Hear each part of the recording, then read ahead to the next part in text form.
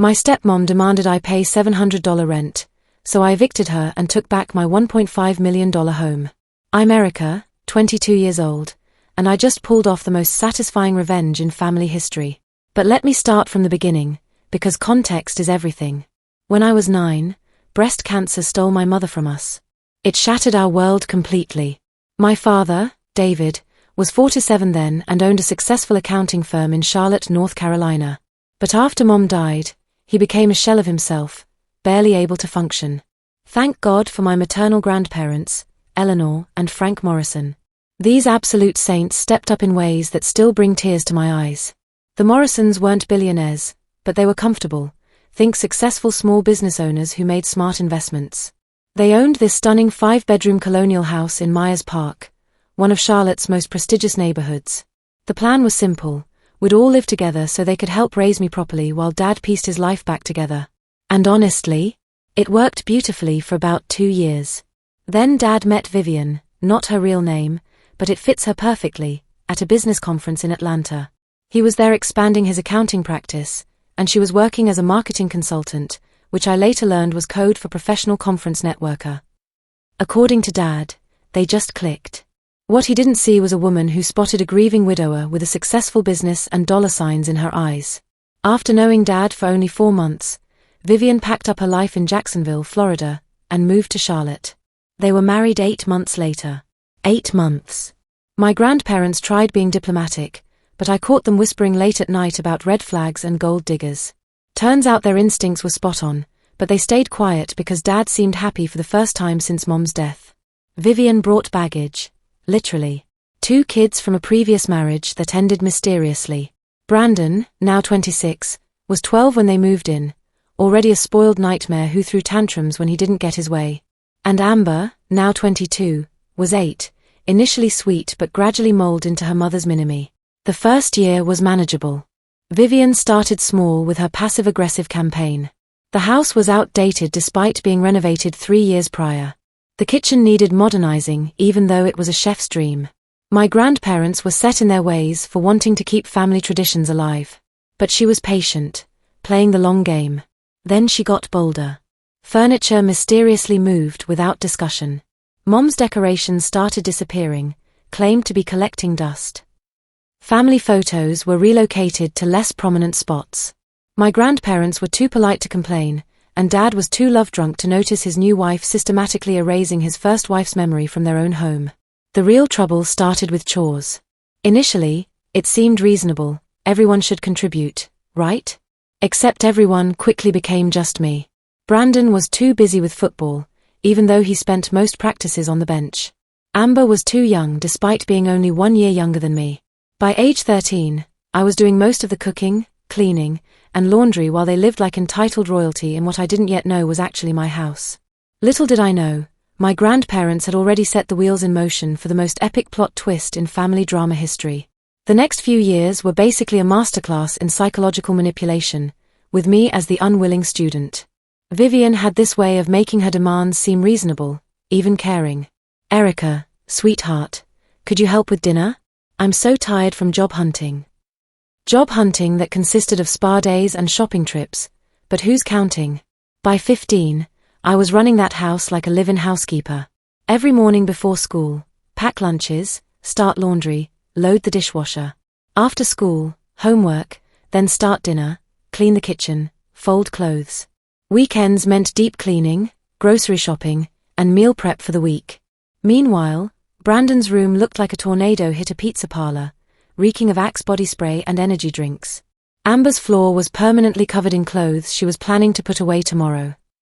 Vivian had this infuriating inspection routine.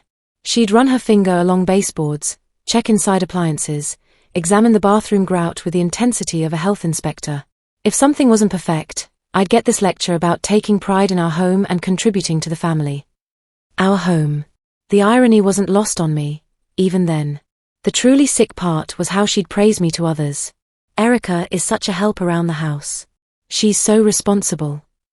Making me sound willing, like I chose this life of servitude. Dad would beam with pride, completely oblivious to the fact that his daughter was being turned into Cinderella. High school was my escape.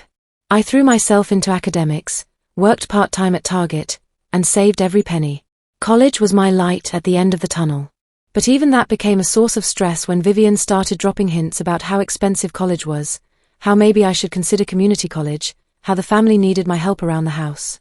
Then tragedy struck twice in 6 months. Grandma Eleanor had a heart attack in 2019. She was 78 and had been the rock of our family. 3 months later, Grandpa Frank passed peacefully in his sleep. Everyone said he couldn't live without her. I was devastated. They'd been my champions, my protectors, my connection to Mom. What I didn't know, what nobody told me, was that before they died, Eleanor and Frank had legally transferred the house into my name. Every document, every deed, every piece of paperwork. They must have seen this drama coming from miles away and wanted to protect me. But the lawyers were instructed not to tell me until I turned 21, and Dad was told to keep it confidential until then. So for the next 3 years, I continued living like a servant in my own home. Brandon graduated high school barely, then college even more barely. I'm convinced Dad made some hefty donations to keep him enrolled. Now he's 26, unemployed, claiming he's building his personal brand on social media. His TikTok has maybe 300 followers and consists mainly of him lip-syncing to trending songs and failing at viral dances. Amber's in her senior year at UNC Chapel Hill, supposedly studying business but really majoring in Instagram aesthetics and sorority drama. Dad pays for her off-campus apartment that she rarely uses because she's constantly home, her BMW that she's wrecked twice, and credit cards that she maxes out monthly on designer knockoffs and bottomless brunches. Meanwhile, I was working 25 hours a week at Target, taking a full course load at Charlotte Community College, doing all the housework, and trying to save money because Vivian kept hinting that I needed to start contributing financially to the household. The day everything exploded started like any other terrible day in my personal hell. Last Tuesday started like every other soul-crushing day in the Morrison house. Yes, Morrison, not whatever hyphenated nonsense Vivian tried to make our family name. I'd just finished an 8-hour shift at Target, where some entitled customer literally screamed at me about our return policy for 20 minutes, but that's another story. I was exhausted, my feet hurt, and I still had a statistics assignment due at midnight. But of course, I had to come home and cook dinner because God forbid Brandon pause his Call of Duty session or Amber look up from her phone long enough to boil water. I'm in the kitchen making my go-to spaghetti with meat sauce. Don't judge, it's cheap and feeds everyone, when Vivian walks in wearing one of her designer dresses. Pretty sure it came from Marshall's, but she carries herself like she's wearing Versace. She had this look on her face that I'd learned to recognize over the years, like a cat that just cornered a mouse. She sits at the kitchen island, watching me cook with this intense stare that made my skin crawl. I'm already on edge because she always finds something wrong with my cooking. Last week it was too much oregano, which is literally impossible. The week before, it was too bland, even though I'd used her exact seasoning suggestions. Then she dropped the bomb that would change everything. Erica, we need to have a serious conversation about your living situation. I'm stirring sauce, trying to keep my voice neutral. What living situation? I've lived here my entire life. Well, your father and I have been talking, and we think it's time you started paying rent.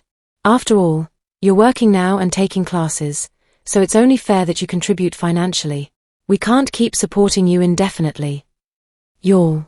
The audacity. I'm standing there, wooden spoon in hand, marinara sauce probably burning, trying to process this absolute nonsense.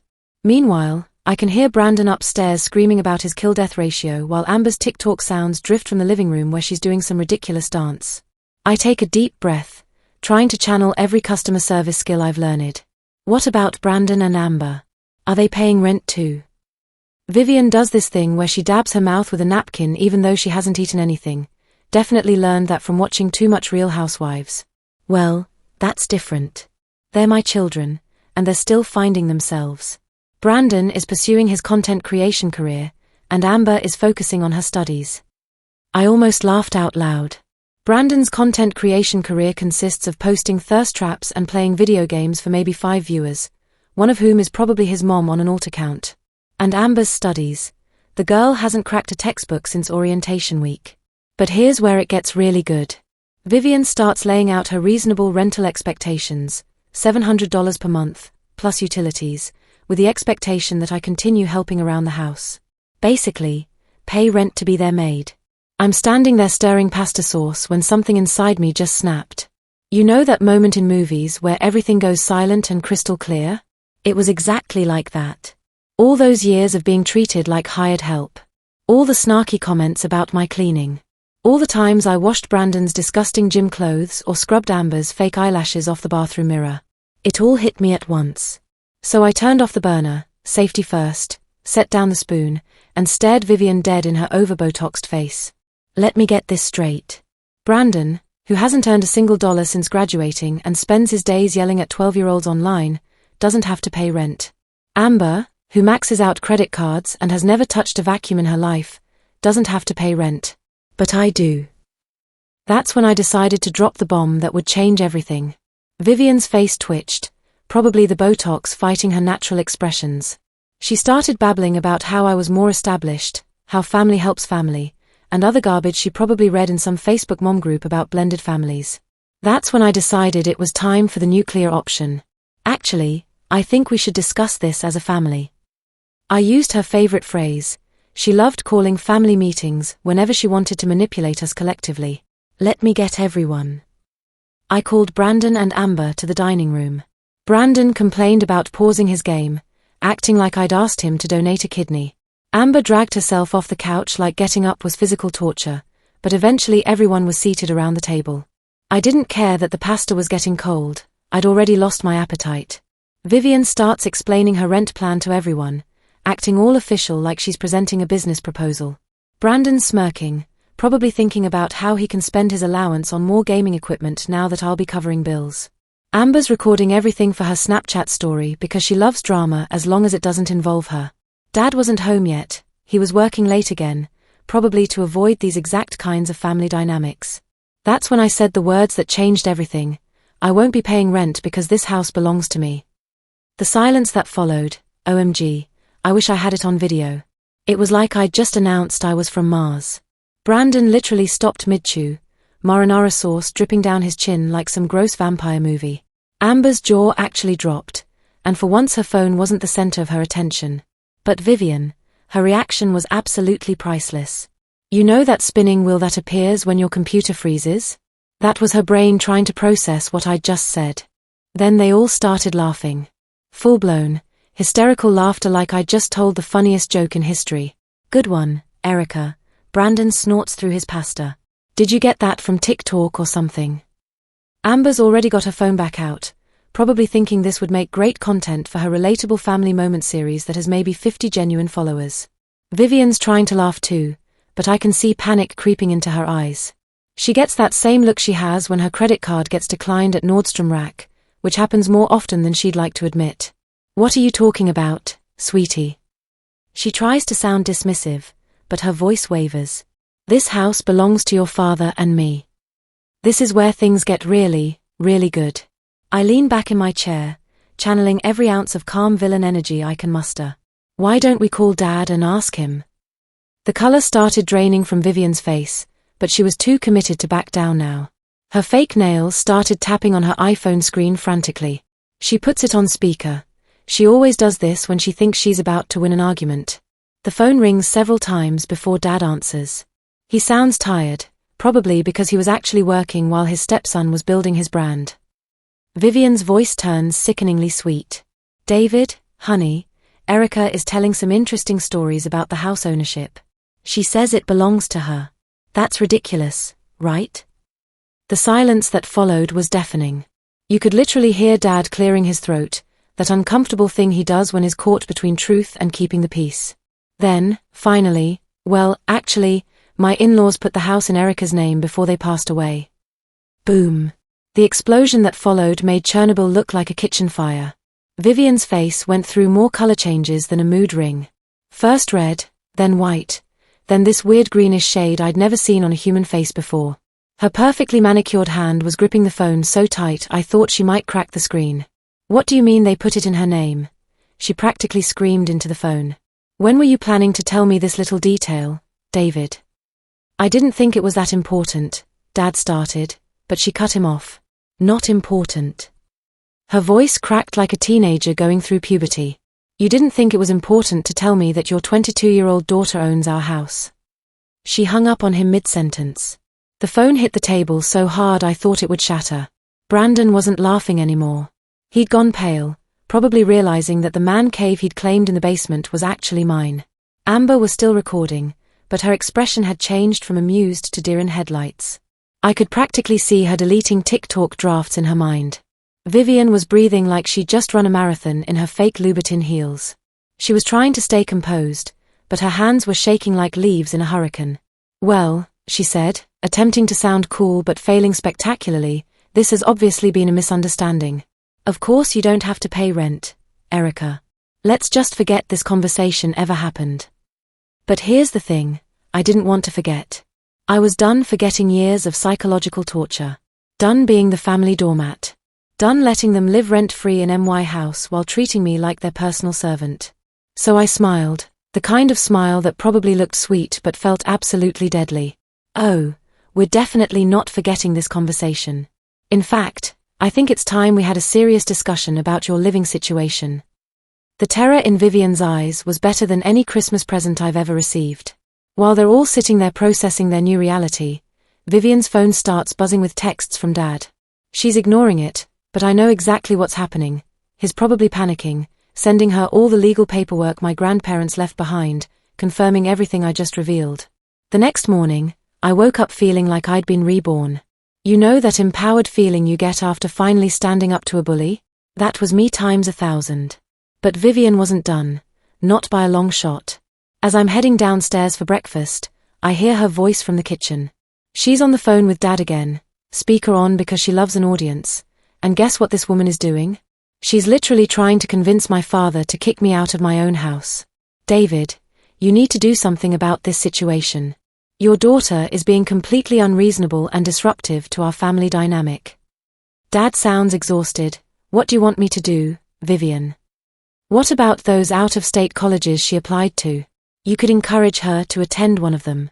Tell her it would be good for her independence and personal growth." The absolute audacity. She's trying to ship me off to another state so she can continue living in my house rent-free like the parasite she is. But it gets worse. "I don't know, Vivian," Dad says uncertainly. "Think about it, David," she continues in that manipulative honey voice she uses. "She's young and needs to experience life away from home. And honestly," she pauses for dramatic effect, "I'm concerned about her mental health. All this anger she's carrying around isn't healthy for any of us." Excuse me? The only thing damaging my mental health was living with the evil stepmother from every Disney movie combined into one person. But here's the part that really got me. "Maybe you're right," Dad said quietly. "I'll talk to her about moving out for college. It might be better for everyone involved." That's when I knew it was time to go nuclear. I literally had to bite my fist to keep from screaming. My own father, who I'd lived with my entire life, who I'd taken care of after Mom died, who I'd cooked and cleaned for without complaint, just agreed to try pushing me out of my own home. So I did what any reasonable person would do in this situation. I marched into the kitchen like I hadn't heard anything, acting completely innocent. Vivian nearly dropped her phone when she saw me. She's sitting there in her silk pajama set, probably from Amazon, but she acts like it's La Perla, holding her world's greatest mom coffee mug that Brandon and Amber bought her from the dollar store for Mother's Day last year. "Good morning, sweetie," she says like she wasn't just plotting my exile. "I made coffee." First of all, she didn't make coffee. She stuck a K-cup in the Keurig that I bought with my Target employee discount. Second, "Sweetie? Since when?" Brandon stumbles in looking like a zombie, presumably up all night streaming to his 3 faithful viewers. Amber follows shortly after, already fully Instagram ready because it takes her 2 hours every morning to look effortlessly beautiful. We're all sitting there eating breakfast, which I made because Vivian's culinary skills don't extend beyond microwave dinners, and the tension is so thick you could cut it with a knife. Brandon's shoveling cereal into his mouth while scrolling TikTok. Amber's photographing her untouched avocado toast for her authentic morning routine posts. And Vivian's pretending to read emails but actually Googling things like how to evict someone who owns your house. She's not subtle with her phone angles. That's when I decided to have some real fun. "Hey Vivian," I say casually, "I was thinking about what you said yesterday about rent and contributions." She perks up like a meerkat, probably expecting me to cave under pressure. "I think you're absolutely right. People should pay fair rent to live here." The relief on her face lasted exactly 2 seconds before I dropped the nuclear bomb. "So I've been doing some research on market rates in Myers Park, and I think $1,200 per person per month is fair. That's $3,600 total for you, Brandon, and Amber. Plus utilities, of course. Oh, and there'll be a security deposit, first and last month's rent up front.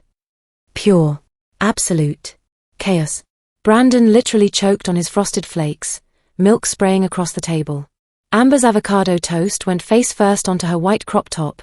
Karma is real, people. And Vivian looked like she was about to have a heart attack.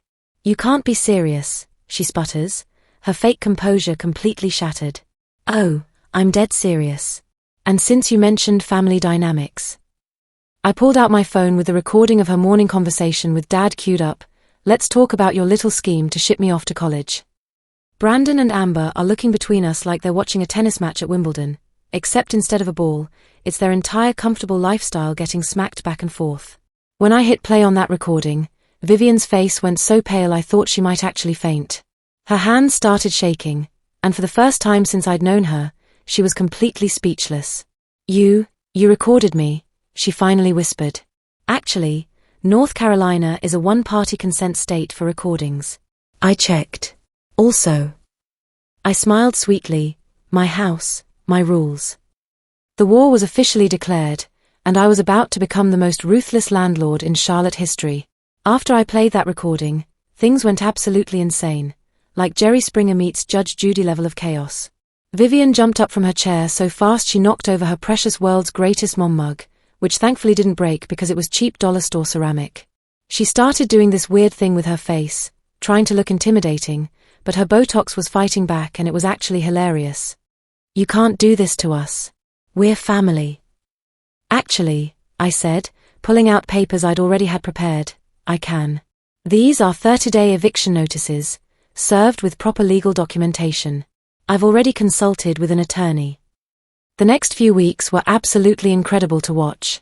Vivian tried everything, calling lawyers, threatening to sue me, posting dramatic Facebook statuses about ungrateful children, even attempting to turn Dad's business associates against me. But here's the thing about being legally in the right, it's pretty powerful. Brandon's reaction was exactly what you'd expect. He had a complete meltdown, threw his gaming setup around, and actually punched a hole in the wall of what he didn't realize was my guest room. I added the repair costs to his security deposit bill. Amber tried the social media route, posting Instagram stories about toxic family drama and homelessness awareness, but it backfired when people started asking why a 22-year-old with a BMW and designer handbags was claiming to be homeless. Dad? Well, Dad finally grew a spine. Turns out watching your wife try to manipulate your daughter out of her inheritance is a real eye-opener. He moved out and filed for divorce 2 weeks later. Apparently, he'd been miserable for years but stayed for family stability. What stability? The best part was watching them scramble to find housing they could actually afford. Turns out when you've been living rent-free for over a decade, you don't develop great financial planning skills. Vivian ended up moving in with her sister in a cramped apartment in Gastonia. Brandon had to sell his gaming equipment to afford a room in a house share near UNCC. And Amber? She's now commuting 2 hours each way to finish college because she can't afford campus housing without Daddy's credit card. Me? I'm living my best life in my beautiful house. I converted Brandon's room into a home office where I'm finishing my business degree online. Amber's old room became the walk-in closet I've always dreamed of. And Vivian's meditation room, where she used to watch Real Housewives, is now my yoga studio. Mom's best friend, Catherine, is renting one of the spare rooms now, so I'm not alone in this big house. She's been amazing, teaching me Mom's old recipes, helping me redecorate with photos and memories that Vivian had hidden away, and basically being the mother figure I'd been missing. Dad and I are slowly rebuilding our relationship. He's in therapy now, working through why he let Vivian manipulate our family for so long. We have dinner once a week, and he's genuinely apologetic about everything.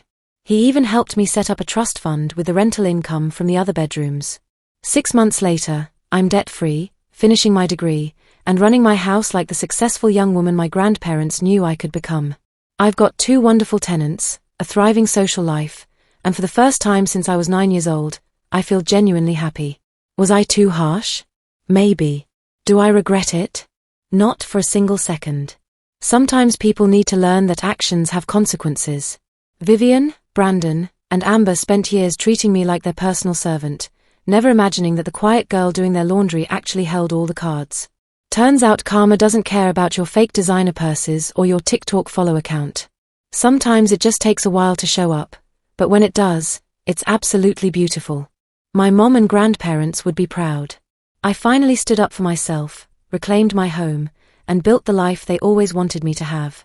Thanks for following this journey, everyone. Sometimes the best revenge is just living well, in your own house, on your own terms, with people who actually deserve to be there.